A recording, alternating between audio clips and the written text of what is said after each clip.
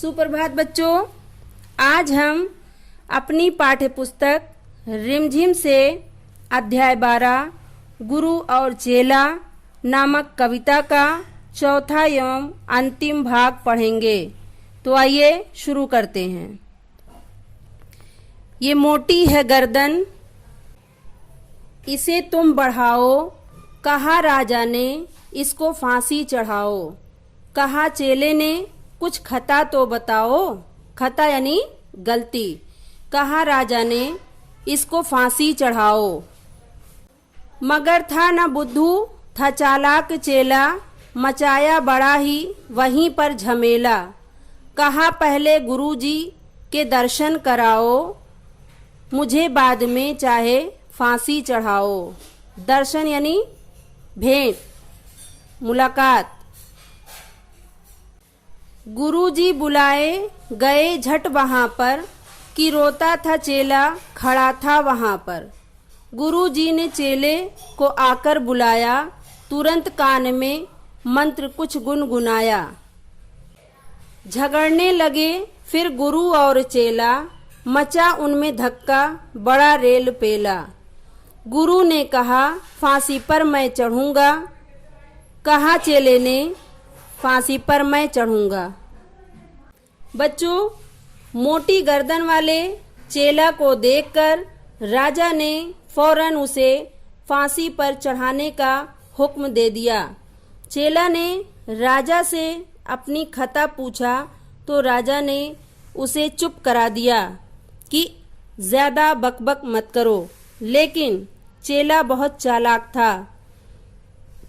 उसने वहीं पर एक बड़ा झमेला खड़ा कर दिया।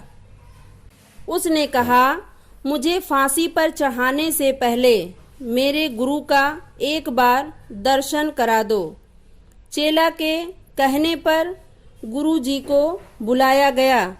उन्होंने चेला को रोते हुए देखा तो उसके पास गए और कान में कुछ मंत्र गुनगुनाए। तत्पश्चात दोनों आपस में झगड़ने लगे। गुरु कहते थे कि मैं फांसी पर चढ़ूंगा और चेला कहता था मैं फांसी पर चढ़ूंगा। हटाए न हटते अड़े ऐसे दोनों, छुटाए न छुटते लड़े ऐसे दोनों। बढ़े राजा फौरन, कहा बात क्या है। गुरु ने बताया करामात क्या है। चढ़ेगा जो फांसी मुहूर्त है ऐसी, न ऐसी मुहूर्त बनी बढ़िया जैसी। वो राजा नहीं चक्रवर्ती बनेगा, ये संसार का छत्र उस पर तनेगा। करामात यानी चमत्कार। मुहूर्त का अर्थ क्या बेटा? मुहूर्त यानी शुभ समय। चक्रवर्ती यानी सम्राट। छत्र यानी ताज। कहा राजा ने बात सच गर यही है, गुरु का कथन झूठ होता नहीं है। कथन यानी वचन। कहा राजा ने फांसी पर मैं चढ़ूंगा, इसी दम फांसी पर मैं ही टंगूंगा। चढ़ा फांसी राजा, बजा खूब बाजा, प्रजा खुश हुई जब मरा मूर्ख राजा।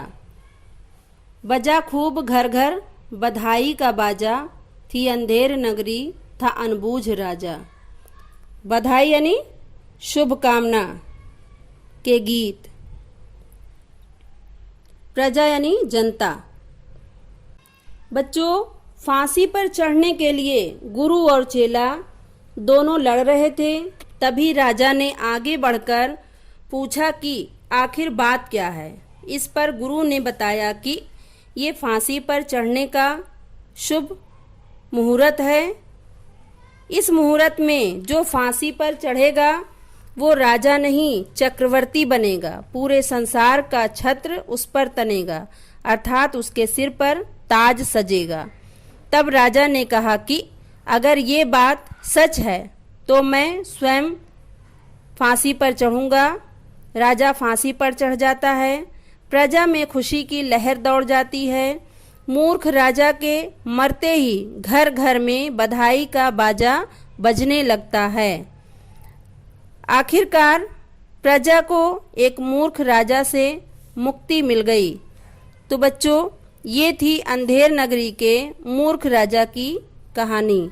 हमारे जीवन में एक गुरु का मार्गदर्शन एवं आशीर्वाद बहुत ही ज़रूरी है, क्योंकि गुरु ही शिष्य का मार्गदर्शन करते हैं और वे ही जीवन को ऊर्जामय बनाते हैं।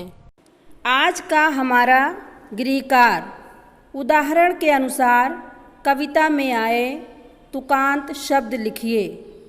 धन्यवाद।